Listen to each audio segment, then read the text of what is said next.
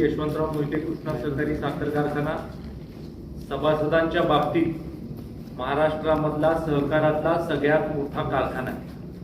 खूप मोठी परंपरा यशवंतराव मोहिते कृष्णा सहकारी साखर कारखान्याला आहे.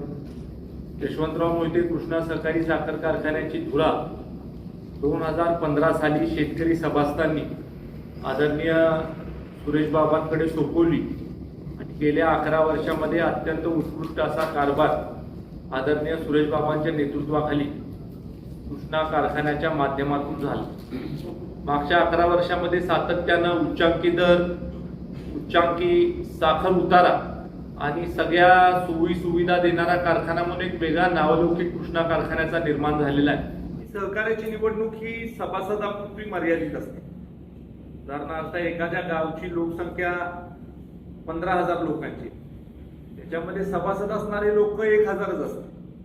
त्यामुळे ते 1,000 लोक हे कारखान्याचे ऊस उत्पादक सभासद असे असतात. म्हणजे त्यांचा जो ऊस पिकतो तो ते त्या संस्थेला देतात. त्याच्यामध्ये कुठलेही पक्षीय राजकारण आणू नका, किंबहुना राजकारणाचे जोडे हे या सहकाराच्या मंदिरात येताना तुम्ही बाहेर काढून मग त्या सहकाराच्या मंदिरात जावा. कारण त्या सहकारी संस्थेमधनं जे अवलंबून सभासद असतात त्या सहकारी संस्थेत, त्या सभासदांचं भलं झालं पाहिजे किंवा त्याच्यामध्ये कुठला दुजाभाव नाही झाला पाहिजे. आपल्या इतर राजकीय समीकरणाचा कुठलाही फरक किंवा इतर राजकीय समीकरणामुळे कुठलीही भूमिका त्या सहकारी संस्थेमध्ये संचालक मंडळाने व्यवस्थापनाने घेता कामा नये. त्यामुळे तीच भूमिका घेऊन आपण कृष्णा सहकारी साखर कारखान्याचा कारभार करायचा प्रयत्न करतोय. त्यामुळे याच्यामध्ये कारखाना चांगला चालल्यामुळे अनेक लोक आपल्याला पाठिंबा देताना देखील दिसतात. मग शेवटी निवडणुकीमध्ये प्रत्येक माणसाला आपण महत्व देणं गरजेचं आहे. निश्चित स्वरूपी भूमिका इंद्रजित बाबांनी घेतली आज, त्याचा फायदाच आम्हाला निवडणुकीमध्ये होईल. सगळ्यांना बरोबर घेऊन काम करायची आमची इच्छा. इतके सारे सभासद आहेत, इतके तालुके आहेत, अनेक राजकीय नेत्यांबरोबर देखील आपल्याला समन्वय ठेवावा लागतो. त्यामुळं अशा काही अटी शर्ती किंवा अशा काही गोष्टींच्या बद्दल चर्चा झाली नाही, पण एकत्र काम करावं, चांगलं काम करावं इथपर्यंत आमची चर्चा झाली. कारखान्याच्या कार्यक्षेत्रात जे नेते मंडळी आहेत त्यांना जाऊन भेटणं, त्यांना आमची बाजू समजून सांगणं. आता हे जे सगळे नेते मंडळी आहेत ते सुद्धा स्वतःचे कारखाने चालवतात. जयंत पाटील साहेबांचा देखील स्वतःचा उद्योग समूह आहे, कारखाने आहेत.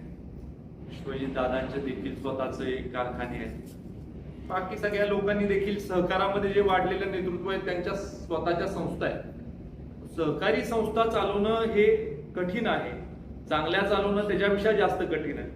त्यामुळे सहकारी संस्थांमध्ये चांगल्या लोकांच्या बरोबर सत्ता असणं, चांगल्या लोकांच्या ताब्यात सत्ता असणं ही ती सहकारी संस्था चांगली चालण्यासाठीची एक महत्वाची कंडिशन आहे. त्यामुळं मला वाटतं सहकारातले जाणकार लोक हे आमच्या बरोबर राहतील असा आमचा विश्वास आहे. माझ्यावरचा विश्वास सभासदांचा वाढत चाललेला आहे. कारण एकदा साखर मोफत आपण देतो म्हटलो, त्यावेळेस साखर आपण मोफत घरपोच देतो, गावापर्यंत आपण पोच आता करतो.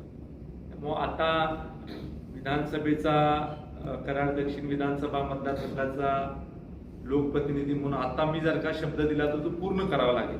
त्यामुळे विचारपूर्वक सभासदांना फायदा होईल अशा पद्धतीचा शब्द देऊन तो पूर्ण करण्यासाठी आमचा विचार चालू आहे. आपण सभासदांना दिलासादायक बातमी येणाऱ्या काळात देऊ.